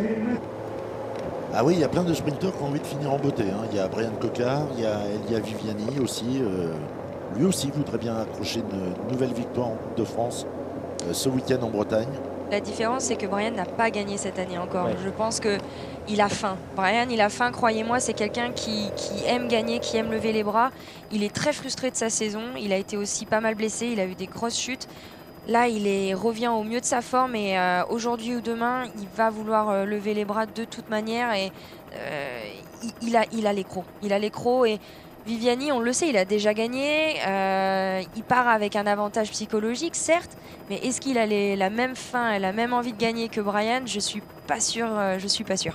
Je pense qu'il y a un petit supplément d'âme. Je suis complètement d'accord avec Audrey. Ouais. Je pense qu'il y a un petit truc en plus qui fait que... Et en plus, il doit savoir que demain, si c'est Châtelain dont tu parles, Audrey, Châtelain, le Méneskeller, c'est pas simple. C'est pas simple à passer cette bosse. C'est pas simple, mais too much pour lui. Moi, je pense que Brian, dans une grande forme, il est tout à fait capable de passer cette bosse. Je dirais même que c'est quasiment le seul sprinter présent demain qui est capable de le faire. Après, on a un Dorian Godon qui est très rapide également, peut-être un peu plus grimpeur que Brian. Mais Brian, dans un grand jour, je suis quasiment persuadé qu'il peut gagner demain, mais aujourd'hui c'est spécial, c'est Grand Champ, on le sait, on est vraiment tout près du siège de l'équipe, voilà, qui se trouve à Tex. On est vraiment à quelques encablures. Il y a une grosse envie de la part de cette équipe. J'ai parlé ce midi avec les dirigeants, Jérôme et son frère Seb sont tous les deux là et ils ont envie de voir l'équipe lever les bras avec ce tout beau maillot tout beau réalisé pour l'occasion. Donc non, ils n'auront pas les deux pieds. Alors comment il nous a dit tout à l'heure, dans le même panier. Voilà, tout à fait. Mais vous savez que Elia Viviani, donc effectivement, il peut encore être dans la course au titre. On va l'écouter, Elia Viviani. Vous aviez fait anglais première langue, Audrey? Ouais, je me débrouille. Vous allez être d'un grand secours. I go long in this season just to try to win the Coupe de France, and the shape is still good. I do today and tomorrow, and I hope to keep this good moment for me and the team and try to win the Coupe de France. And then I stay in France because next week I have the Track World Championship. Ouais, donc il nous dit que voilà, il a prolongé sa saison de route vraiment pour cette Coupe de France et il a vraiment très envie de la gagner pour l'équipe, pour voilà, marquer l'histoire de l'équipe et puis du cyclisme en France. Et puis il restera en France puisqu'il participera au championnat du monde sur piste à Roubaix. Comment tu parles bien italien? Non, c'est vrai, c'est bien traduit. Ouais. Aussi bien que tu parles breton. Moins de 10 km de l'arrivée de ce Grand Prix du Morbihan. Jusqu'à présent, on le vivait à Plumenec. Cette fois, c'est désormais ici, à quelques 15-20 km au nord-nord-ouest de Vannes. Nous sommes à Grandchamp pour le final, un final de toute beauté. Je vous le rappelle, l'échappée a été reprise en direct sur France 3 Bretagne, en direct sur France Bleu Brésil. Nous vivons un final où l'équipe locale, on peut le dire comme ça, puisqu'elle est effectivement basée à Tex, juste à côté de Vannes. Cette équipe, elle mène grand train actuellement en tête de peloton. Le but, Jean-Marc, c'est d'empêcher d'autres coureurs de sortir et de préparer le sprint au mieux pour Brian Cocard. Nous sommes à 9 km 200 de l'arrivée ici à Grandchamp. Et oui, ça roule fort là. On a vu que sincèrement, ils ont pris les choses en main et c'est clair. Bon, la partition, il va falloir la jouer jusqu'au bout. Mais le but de cette équipe BNB Hotel, eh bien, c'est tout simplement de favoriser la victoire ici à Grandchamp de Brian Cocard qui est sur le point eh bien, de quitter cette équipe après 3 années de contrat, je crois, c'est bien ça. Il était à l'origine du projet. Il était complètement à l'origine. Avec Jérôme Pinault également, donc voilà, il était vraiment. Mais je pense que ça se sépare bien. Enfin, on va pas trahir de secret. Non, j'ai l'impression que ça se sépare bien. Ouais, voilà, ouais, c'est une page sportive qui se tourne, et c'est normal dans une carrière de sportif de changer d'équipe, de changer d'entraîneur. Ça fait partie aussi de la remotivation d'un athlète de haut niveau. D'aller voir ailleurs, et en tout cas, Brian Cocard, il aimerait bien, voilà, partir avec une bien belle victoire à son palmarès ici dans le Morbihan, sur les terres de cette équipe BNB Hotel. Ça serait vraiment, comme on dit, la cerise sur le gâteau, et non pas la cerise dans le panier, mais en tout cas, ça serait merveilleux pour cette équipe de vaincre aujourd'hui et de gagner, de s'imposer. Ils sont 6 en tête actuellement. 6 en tête de la même équipe pour préparer le sprint à 8 km 200 de l'arrivée désormais. On lance les paris ou pas? Je sais pas. Alors moi, je vois aussi moi des gens de Saint-Michel-Aubert qui sont bien sûr. Bah oui, bien placés à l'avant. Ils ont roulé toute la journée également aux côtés de la BNB Hotel. Ouais. On fait confiance à Jason Tesson et je pense qu'ils ont raison de lui faire confiance, parce que moi je mettrais quand même bien une petite pièce sur lui aujourd'hui. Ouais. J'aurais très envie de voir Brian Cocard s'imposer. Je ne vous le cache pas. Mais pour moi, Jason Tesson est peut-être celui qui a... Allez, je dirais le plus de force sur une arrivée telle que celle-ci. Oui, et pourquoi pas un petit Alan Rioux qui a retrouvé la confiance aussi. On ne sait jamais. Il peut être très, très vif au sprint. Alors, ce qu'il faut demander à Audrey, parce qu'elle sera forcément la mieux placée pour nous répondre, c'est est-ce que cette arrivée est si particulière, est-ce qu'elle est si dure pour favoriser par exemple un sprinter un peu moins bon, style un Laurent Pichon ou un Alan Rioux? Non, je ne pense pas. Je ne pense pas, tout simplement parce qu'il y a encore trop de coéquipiers pour les sprinters, les vrais sprinters. Si on avait eu un petit groupe avec des équipes un petit peu plus affaiblies, je dirais que oui, ça aurait pu sourire, je dirais même à j'ai mangé son prénom de la Direct Énergie, tac. Bon, Julien Simon. Julien Simon. Voilà. Pardon, il me pardonnera d'avoir oublié son prénom. Ouais, Julien Simon, par exemple, complètement. On aurait pu le voir être très à son aise sur une arrivée peut-être un peu plus dur. Un peu plus dur, un peu moins large, un truc un peu plus chaotique, un peu ce qu'on va retrouver demain, finalement. Mais là, on est vraiment sur un emballage final de sprint massif. Route large, route droite, c'est clair. Ah voilà, on voit Saint-Michel-Aubert qui remonte petit à petit. Enfin, qui remonte. Ils ont fait un gros boulot, effectivement. La Cofidis, pour l'instant, qui est derrière. Total Énergie aussi, qui a quelques éléments bien placés à l'avant. On a Lorenzo Manzin, ne pas l'oublier, il est aussi très rapide. Erwan Guéléguez, qui est là, le grand coureur de l'équipe de France, là, qui est pratiquement en queue, mais qui va terminer, c'est très bien. En tout cas, on fait le travail. On ne s'économise pas, pour autant, le peloton n'est pas en file indienne, ça roule fort. Et je pense que chez AG2R, la mondiale, excusez-moi, AG2R Citroën Team, on va faire confiance à Dorian Godon. Même si sur le papier, c'est pas le plus rapide, on l'a vu s'imposer sur des sprints comme sur le Tour du Limousin, où il vient s'imposer devant des sprinteurs. Donc il a prouvé qu'il était rapide.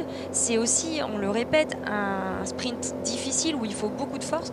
Moi, je pense que Dorian Godon pourrait très très bien s'illustrer sur un sprint tel que celui-ci. Et on lui fait confiance. Et c'est un garçon qui est en confiance, tout simplement. Allez, le virage à droite et on va partir vers vraiment la partie finale de ce circuit de Grandchamp. Circuit qui a déjà vécu, on vous le rappelle, les championnats de France. C'était en 2020 avec chez les hommes la victoire de Desmar, le récent vainqueur de Paris Tour, et chez les femmes la victoire de notre commentatrice du jour, Audrey Cordon-Rago, qui avait levé les bras ici pour le plus grand bonheur de tous les supporters et de tous les fans bretons de vélo. 5 km 700, peloton toujours coupé et ça roule.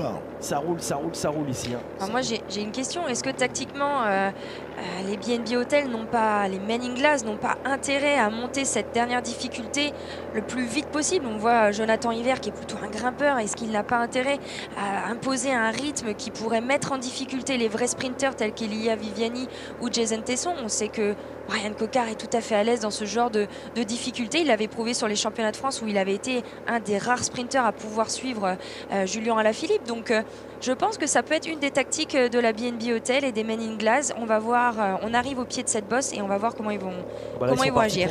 J'ai l'impression aussi. Moi j'ai peur qu'ils... Bon voilà, ils ont pris des choses très tôt. Dans ce mais final. regarde, ils sont nombreux. Mais ils sont très nombreux, c'est clair. Mais et Brian est un sprinter qui peut vraiment se débrouiller tout seul aussi. Oui, c'est quelqu'un qui sait filocher, il vient de la piste, il sait vraiment se placer par lui-même. Et on peut s'ils sont un tout petit groupe en haut de cette bosse, ça peut tout à fait lui convenir. Ouais, enfin, quel que soit le final, ils font forte impression. Et c'est bien de voir une équipe bretonne prendre ses responsabilités à domicile. Non, c'est très bien. Ils sont sur leur terre, ils montent le maillot. 4 km 800 d'arrivée sur France Bleu Brésil et sur France 3 Bretagne. Avec une course de toute beauté depuis le départ. Ça a été assez étonnant d'ailleurs parce qu'on aurait pu penser qu'il allait y avoir un petit round d'observation. Que nenni, rien, c'est parti tout de suite très vite avec 47 km/h de moyenne sur la première heure, voire même peut-être les 2 premières heures. Donc c'est extrêmement rapide avec Olivier Legac qui est toujours dans les avant-postes, aux avant-postes de ce peloton. Laurent Pichon également, il en veut, il la veut cette victoire, Laurent Pichon. On voit qu'il est totalement dans le coup ici. Reste à savoir maintenant s'il va réussir à devancer les équipes de sprinters. Ça va pas être simple parce qu'il est un poil tout seul, Laurent Pichon. On a vu Lorenzo Manzin aussi qui était à l'avant de la course. Ils sont tous les deux déjà un petit peu esselés. C'est vrai que Laurent, là on voit, il est pas du tout dans les roues. Là je peux vous dire que à cette vitesse là, quand on n'a pas dans l'aspiration du coureur qui est devant nous, c'est vraiment difficile et il fait peut-être même le double des watts de Lorenzo Manzin actuellement. Et je pense qu'il va laisser quelques plumes, Laurent Pichon, mais qui a montré une forme exceptionnelle aujourd'hui. Il a été de tous les coups, il s'est battu. Il finit très fort cette saison. Il a été, on le rappelle tout à l'heure, on l'évoquait, il a été impressionnant. Attaque de Legac sur le côté droit de la route. Tour de Vendée, oui, Legac qui tente de durcir encore un peu plus cette fin de course à 4 km de l'arrivée. Alors la question, Audrey, c'est pour qui travaille-t-il à ce moment-là? Je dirais pour lui, oui, tout à fait. Et puis quand je vois la position de Valentin Madouas, est-ce qu'on verrait pas un compte de Valentin Madouas qui essaierait de s'extirper seul du peloton? Ça peut être une idée. Alors, Olivier Legac qui s'écarte, Laurent Pichon qui passe en tête, qui prend le relais, mais il y a tout de suite des coéquipiers de Cocard qui sont dans la roue. Et ça c'est bien pour Brian, ça c'est bien pour Brian parce que ça fait mal à tout le monde et on voit Brian, il se balade, il est dans la roue là de Schoenberger, l'Autrichien. Et on fait le forcing, on fait le forcing.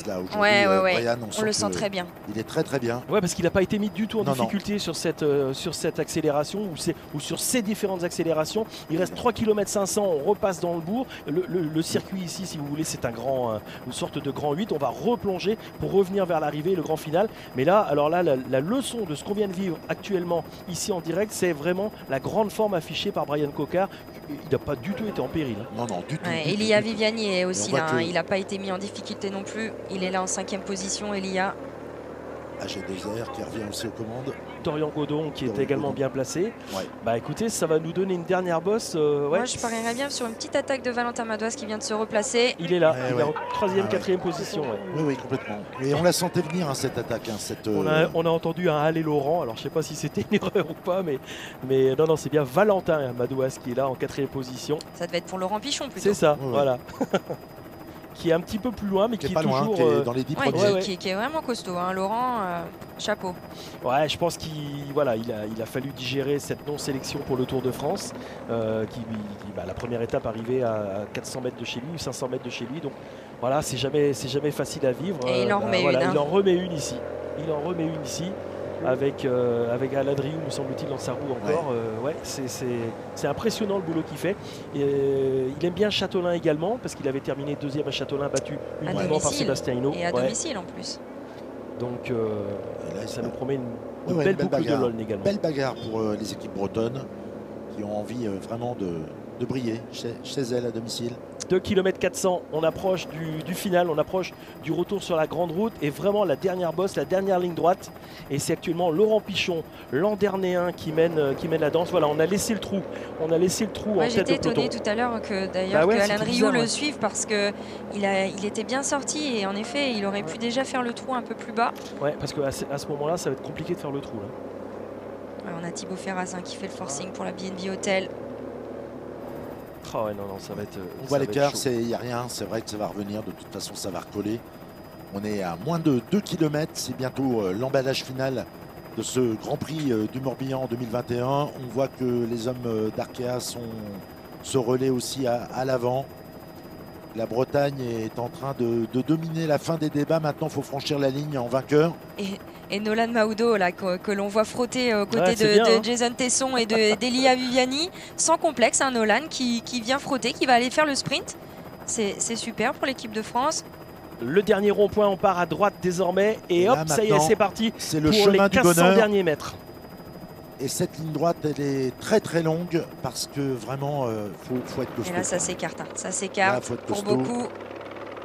Attaque sur la droite de la route d'un coureur, d'un Belge, me semble-t-il. Ouais, de la Sport Vlaanderen baloise. Ah ouais, faut réagir tout de suite. Faut pas ça, c'est une belle attaque. Hein. Ça, c'est une très belle attaque. Très belle attaque.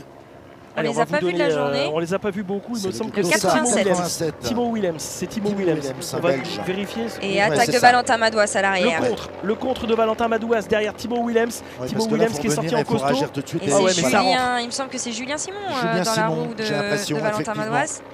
Julien Simon, il a gagné 2 fois déjà le Grand Prix de Plumelec. Non, c'est pas Julien. Non, c'est pas Julien Simon. Et il me semble que c'est le sprinter de cette équipe. Est-ce que ce serait pas Bonifacio? Ouais.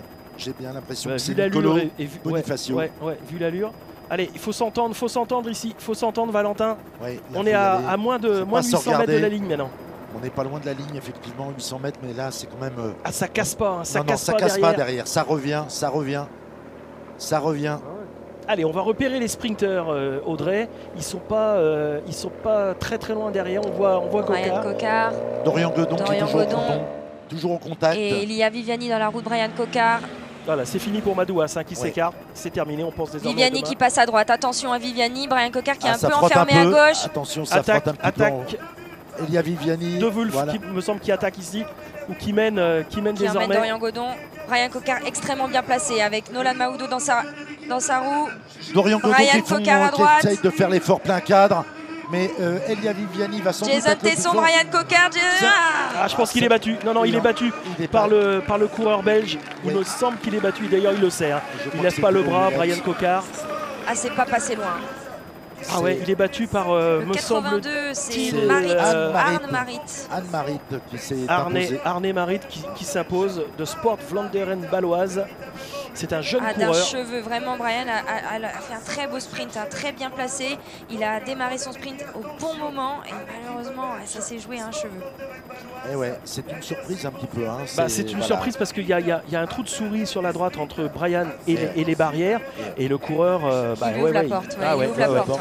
Là, je ne vais pas me permettre de dire qu'il y a une petite erreur, mais en tout cas, il a ouvert la porte. Et l'autre, vous avez vu, ça pas... Bah oui, il est dans l'aspiration. Donc, mais c'est bon, voilà, c'est un scénario comme il en arrive quelquefois. De toute façon, ça n'a pas débranché de tout l'après-midi sur ce Grand Prix du Morbihan.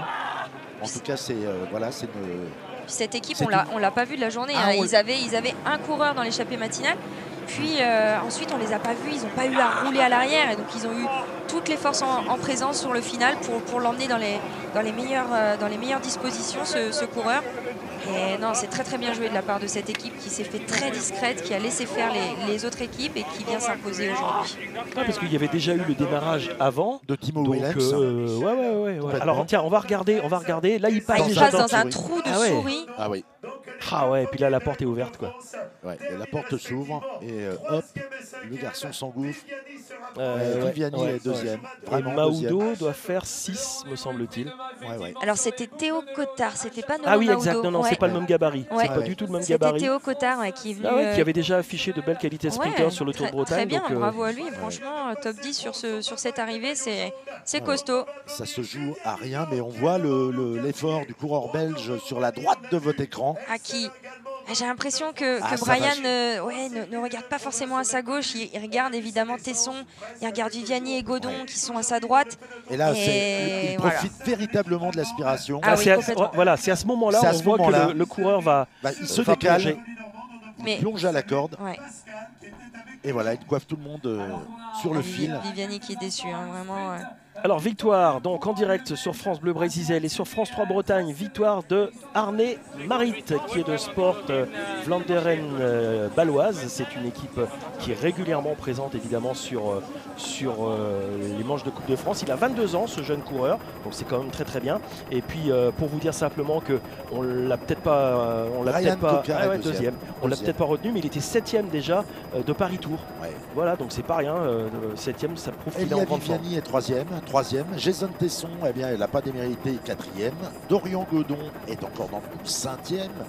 Donc on a vu qu'il y a eu Lilian Colmejan, il signe une 10e place, on le voit sur ce classement. Donc Godon a marqué des points, Tesson a marqué des points, Viviani bien sûr a marqué des points. Donc on peut rebattre encore une fois les cartes demain, rien n'est joué.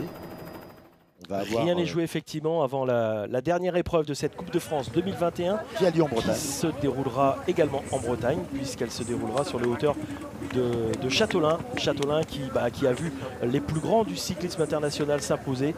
On pense à Merckx, on pense à des coureurs comme ça. Ah ouais, il est ému parce que quand on regarde son palmarès, on voit que très clairement, c'est sa première victoire. C'est sa première belle en tout cas, parce que je vois qu'il a gagné en 2019 le Grand Prix Criquet-Lyon quand il était chez Lotto Soudal Espoir. Donc clairement c'est sa plus belle gagne, de loin. Et avec la manière, parce que voilà, il n'a pas eu peur de s'engouffrer dans ce petit trou de souris et c'est vrai que c'est digne des grands sprinteurs de pouvoir faire ça. Il a très bien manœuvré. Parce que il a vu, il y avait un trou. Il a vraiment attendu pour se mettre en danseuse que l'espace soit suffisamment grand pour pouvoir passer.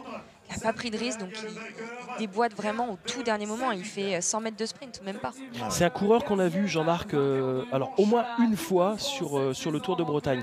Il a des top 10 sur le Tour de Bretagne cycliste. Donc c'est un coureur qui connaît la Bretagne et qui va, il va vite. Et là, il met au fond. Aujourd'hui. Une demi-roue quand même. C'est pas un cheveu. C'est propre, net, sans bavure. Brian Cocard, deuxième. C'est quand même un beau sprint, naturellement, on se souvient toujours de celui qui a franchi la ligne en vainqueur. Mais bon, voilà, belle deuxième place encore une fois pour Brian Cocard. On le voit, ce coureur belge qui a été le plus véloce, le plus malin aujourd'hui sur cette arrivée qui est vraiment taillée pour les sprints massifs. On peut dire que c'est une route qui est véritablement adaptée pour faire le spectacle pour ceux qui savent partir de loin. Et puis forcer le destin dans un sprint massif. Allez, on va recommander l'arrivée pour les téléspectateurs et également pour les auditeurs qui ne l'ont pas vu et qui nous suivent sur France Bleu, avec donc le peloton qui se présente groupé. Cocard qui mène bien, avec à ses côtés Tesson, puis ensuite au centre de la route Viviani. Et puis il y a ce léger décalage, comme l'a dit Audrey Cordon-Rago tout à l'heure, ce léger décalage et la porte qui s'ouvre. Et du coup, le vainqueur du jour s'engouffre et bat donc Cocard d'une roue. Il y a carrément une roue entre les coureurs. Donc victoire sans bavure ici pour le coureur de Sport Vlaanderen Baloise. Je vous rappelle, c'est un jeune coureur belge de 22 ans. Jeune coureur belge de 22 ans, en tout cas, qui a bien mené son affaire aujourd'hui. Et son équipe a été, c'est vrai, discrète, mais bon, ils sont restés au contact du peloton. Ils ont fait le job. Ils ont fait le job. Allez, on va jeter un œil maintenant sur le classement de la Coupe de France pour vous parler de ce classement qui va se clore demain à l'occasion des boucles de l'Aulne à Châteaulin. 191 points pour Dorian Godon pour AG2R. Et puis Elia Viviani est deuxième, 175 points. Bramwelten reste solide troisième avec 105 points. Valentin Madois, 103 points. Voilà, il n'y a pas de suspense. Ça va se jouer très certainement entre Dorian Godon et Elia Viviani. La chance de Viviani de s'imposer sur un circuit comme les boucles de l'Aulne, je me tourne vers Audrey. Ça me paraît vraiment quand même délicat. Soyons clairs. Ça me paraît compliqué parce que si Viviani aujourd'hui ne s'impose pas, c'est aussi parce qu'il a souffert finalement dans ces différentes ascensions qui n'étaient pas aussi difficiles que celles qu'on retrouvera demain. C'est clair. Il a été usé tout simplement par le rythme infernal qu'ont imposé les BNB Hotels dans le dernier tour et puis par cette course qui a été extrêmement rapide. Donc je pense que demain ça sera compliqué. Je pense qu'un Dorian Godon aura plus de chances de s'imposer demain qu'un Elia Viviani. On espère peut-être avoir tout à l'heure quelques réactions peut-être de tous ces Bretons qui ont fait le spectacle aujourd'hui. Alors qu'on découvre la ville de Grandchamp, chère à Yves Blunven, qui est le maire de cette commune. C'est un dingue de vélo d'origine finistérienne qui est venu s'installer ici et qui a aussi favorisé avec ses équipes le développement de cette commune. On voit en haut à gauche, je ne sais pas si on va l'apercevoir un petit peu mieux, mais il y a effectivement le service course et le village intergénérationnel. C'est pas évident à dire. Des Landes de Lanvaux, vous avez par exemple de jeunes sportifs, de jeunes cyclistes qui habitent là, mais également des gens plus âgés. Donc il y a ces échanges. Quand les gars partent rouler, ils croisent les anciens. Enfin voilà, c'est sympa. C'est un village très très sympa avec. Alors je ne crois pas dire de bêtises en disant que c'est l'église Saint-Hugues-du-Hal qu'on aperçoit ici, mais voilà, si je raconte des bêtises, vous me pardonnerez parce qu'on n'est pas trop sur mes terres, mais je crois que c'est ça. On va tout de suite retrouver Mathilde qui est tout près du vainqueur. Mathilde, il y a un homme heureux à côté de vous. Ah oui, très heureux même. J'imagine que vous devez être très content de votre victoire. Quelle belle surprise. Oui, c'est ma première année que je suis un pro, donc c'est aussi ma première victoire de la saison et aussi ma première victoire comme un pro, donc je suis vraiment super content, pas normal. On vous a vu vous faufiler dans le sprint. Est-ce que c'est quelque chose sur lequel vous êtes à l'aise de pouvoir aller dans la roue et puis pouvoir gicler au très bon moment? Ça, on vous a vu vraiment jaillir au dernier moment. Oui, je savais qu'Elia était en pleine forme car l'année comme la semaine prochaine, il fait les coups de monde sur piste, donc je sentais aussi qu'il était très fort. Donc oui, j'ai pris le bout de Viviani et puis à gauche il y a un petit trou et oui, comme ça j'ai gagné. Ouais. Bravo et merci beaucoup. Ça fait plaisir de voir la joie de ce garçon de 22 ans qui triomphe chez les professionnels avec une très belle victoire sur cette Coupe de France avant-dernière manche de cette édition 2021. En tout cas, il est tout à sa joie, ce garçon, d'avoir aussi bien manœuvré. Pour votre information, avant qu'on... Alors attendez, on va aller très vite retrouver Mathilde avec Elia Viviani, me semble-t-il. Super. Excusez-moi. Oui, Elia, la victoire vous a échappé de peu aujourd'hui. So close to the victory today. Yeah, it was so close. It was not easy sprint for a sprinter, but I feel good. And probably in the sprint I wait a little bit too much, and then we was 4 in one line. But the guy from Sport-Vlaanderen, he come really fast on the line. So on the line I have the feeling to finish second, but the photo finish said third. So yeah, it's a good podium, but yeah, it's one miss victory. Le gars de Sport-Vlaanderen m'a doublé vraiment très très vite. C'est vrai que c'est un finish pour sprinter, mais pas vraiment pour sprinter. Moi, je me sentais quand même très très bien. J'ai essayé de tout donner. À la photo finish, c'est pas moi le vainqueur, mais je me sentais bien. And for tomorrow, you're ready? Tu es prête pour demain, les boucles de l'Aulne? Yeah, sure. Tomorrow is the last race of the season, so the shape is still good, and I want always to do good. So I'm sorry for my teammates today. They work a lot, but yeah, that is the result. So we keep going, and tomorrow we will see. Ok, merci Elia. C'est vrai que je me sentais très bien. Je suis désolée pour mon équipe de ne pas avoir réussi à gagner aujourd'hui, mais bon, il reste demain les boucles de l'Aulne où je vais essayer de briller. La vue sur le golfe du Morbihan, sur la ville de Vannes, l'agglomération donc qui accueille aujourd'hui le Grand Prix du Morbihan, Jean-Marc. Et puis on va noter sur des tablettes un rendez-vous important parce que demain sur France 3, attention, soyez au rendez-vous. Demain, 15h40, vous aimez le basket? J'aime le basket surtout quand c'est par exemple l'UJAP Quimper. Eh ben voilà, c'est l'ouverture du championnat Pro B. Et demain, eh bien, on sera tout simplement en Dordogne pour voir le Boulazac Basket Dordogne contre l'UJAP Quimper 29. C'est l'ouverture de la Pro B. C'est juste aux portes de Périgueux, ouais, exactement. Ce sera en direct sur France 3. Vraiment, vous ne ratez pas ça. Ben écoutez, à 15h40. sur le Facebook de France Bleu Brésil, vous aurez demain également les boucles de l'Aulne en direct. Voilà, voilà, on a un vrai week-end on est très de sport complémentaires sur le service public. C'est vraiment, tout ça, c'est super bien. On va beaucoup vous remercier, vraiment, Audrey, d'être venue avec nous cet après-midi. Un petit mot sur votre fin de saison. Dites-nous comment ça se termine et où.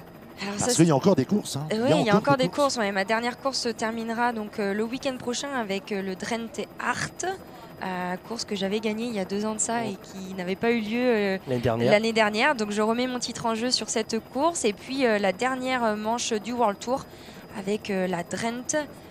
Qui aura lieu le samedi. Donc voilà, 2 courses aux Pays-Bas, sur les pavés également. Donc que rêver de mieux?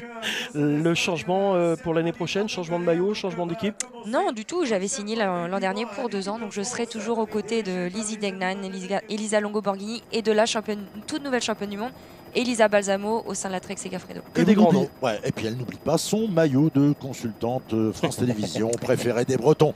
Voilà, on vous remercie beaucoup d'avoir passé votre après-midi avec nous pour vivre ce Grand Prix du Morbihan remporté par un jeune Belge de 22 ans, Arne Marit, 22 ans, et il a conclu ce sprint de façon magistrale en faussant la victoire, en privant de victoire Brian Coquard et Elia Viviani. Merci à tous et à très vite sur France 3 Bretagne pour parler encore une fois vélo. Merci Gurvan, merci Audrey. Merci Kenavo.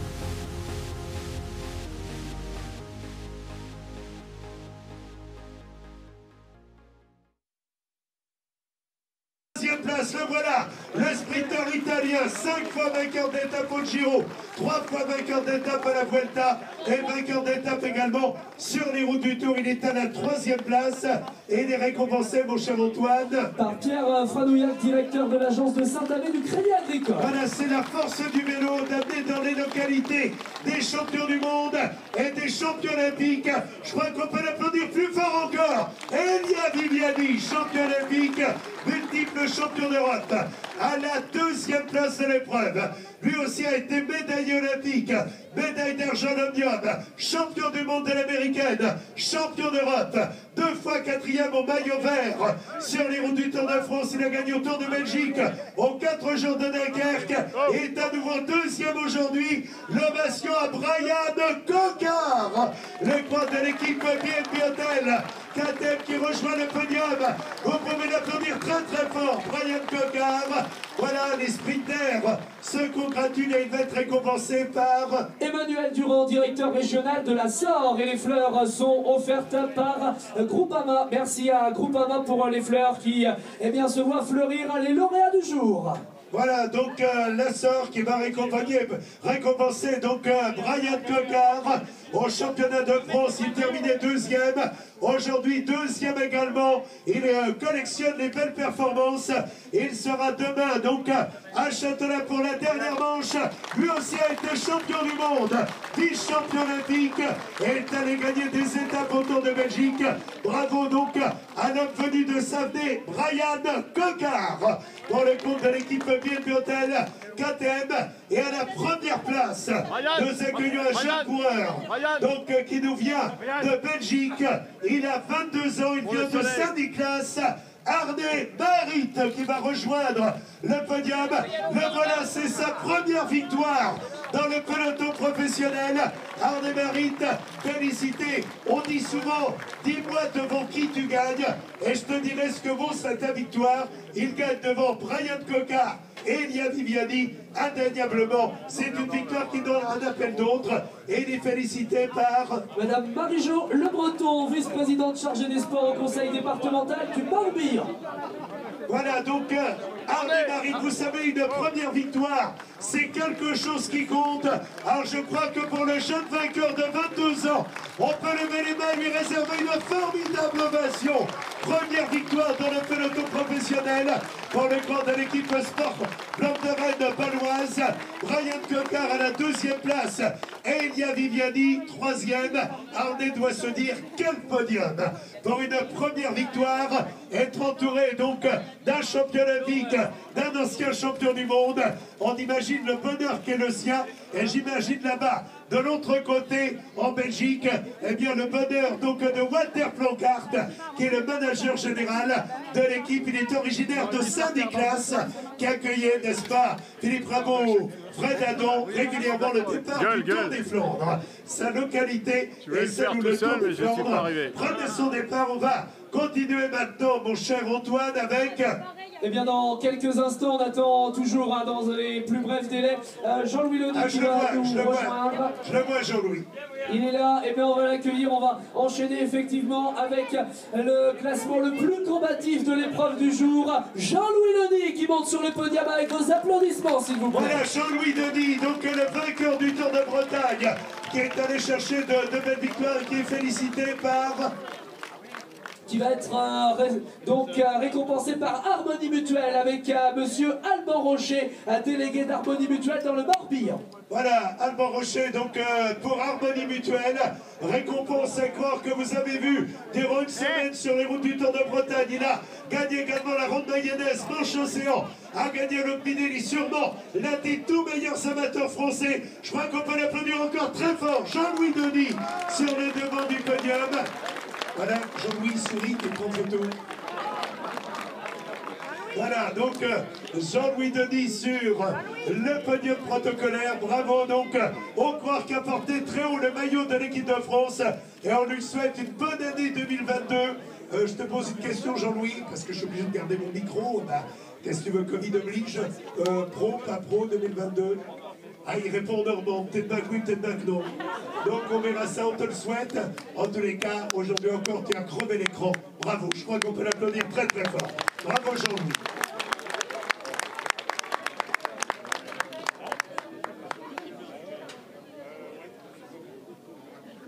Voilà, on va continuer maintenant avec...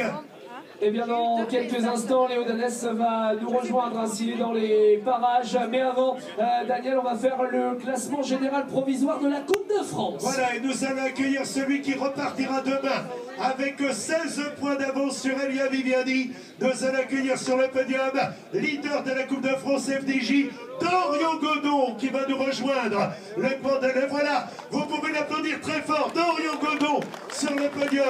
Lui qui a gagné 2 fois Paris-Camembert, il a gagné au Boucle de la Mayenne, 3e au Tour du Limousin, vainqueur d'étape, 4e de la Polynormande, 3e également donc en classique Loire-Atlantique, et c'est Xavier Jean, l'ancien coureur professionnel, 2e d'une étape du Tour de France.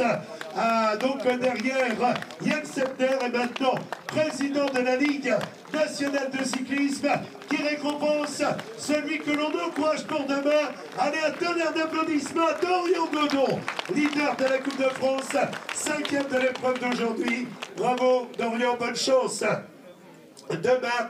Et on va à Dorian Godon pour le compte de l'équipe AG2R. Il vient de la région lyonnaise, vous l'avez vu sur le Tour de France, il a réalisé de bien belles choses. Non seulement il a de belles qualités de puncher et de grimpeur et de sprinter. On continue mon cher Antoine avec... Eh bien le classement des sprints intermédiaires. Dans un petit instant, on va pouvoir accueillir chaleureusement un autre coureur de l'équipe de France. Voilà, et c'est Léo Danès qui va nous rejoindre maintenant. Le voilà, le coureur de l'équipe de France. Il a été sur les podiums des championnats de France. On rappelle qu'il avait brillé également au championnat du monde. Il a donc dans toutes les coupes de France, il a été parmi les meilleurs. Vous pouvez l'applaudir très fort, Léo Danès qui nous rejoint. Il est félicité, mon cher Antoine. Par Laurent Bergotte, directeur de l'agence Ineo Atlantique à Vannes, accompagné de Thierry Massé. Voilà, donc Léo Danès, et en applaudissant, je crois qu'on peut applaudir tous les coureurs. Voilà, avancez-vous, il faut un peu de lumière pour nos amis photographes. Voilà, donc le podium pour Léo Danès. C'est un honneur toujours de porter le maillot d'une équipe de France. Monsieur Yves Blenven, donc le maire, va nous rejoindre sur le podium. On a retrouvé Cronchamp, son soleil, son ciel bleu, avec tu restes Léo, monsieur le maire. Ah, tu avais pronostiqué parmi les 10 premiers. Tu fais combien, Léo? On aura ça demain dans le journal. Donc, en bas, pour l'instant, voilà, je passe la parole à Yves qui va conclure. On va accueillir tous les élus, mon cher Daniel, qui vont venir nous rejoindre, alors qu'ils sont bien tous les deux originaires de la même commune. On en profite pour faire une petite photo avec monsieur le maire, Yves Blenven. On est originaire de quelle commune? Plabennec, oh là là. Je les ai vus jouer contre Avranches en football. Oui, mais on va pas revenir là-dessus. C'est ce que j'allais dire, il y a la montagne ce soir, donc... toujours est-il... D'ailleurs, les sages-femmes de Plabennec se souviennent bien de la naissance de ces deux hommes. On ne rentrera pas dans les détails, on va accueillir... Ça vous donne un sacré moral. D'ailleurs, je vais passer la parole à Pierre-Yves. Pierre-Yves